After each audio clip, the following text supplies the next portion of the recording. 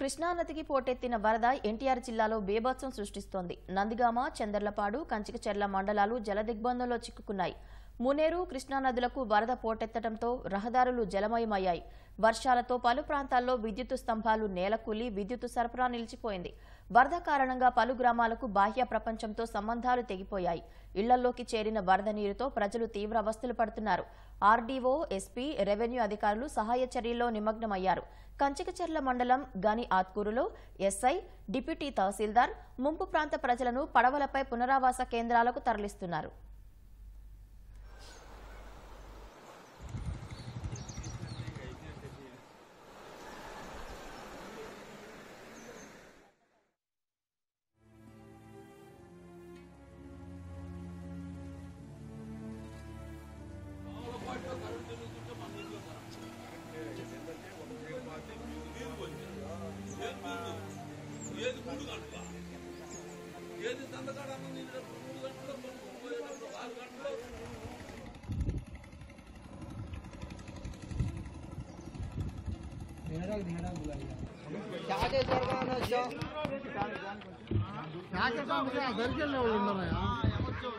ఏ దానికి ఏ బాగుంది కరెంట్ తీగల మీద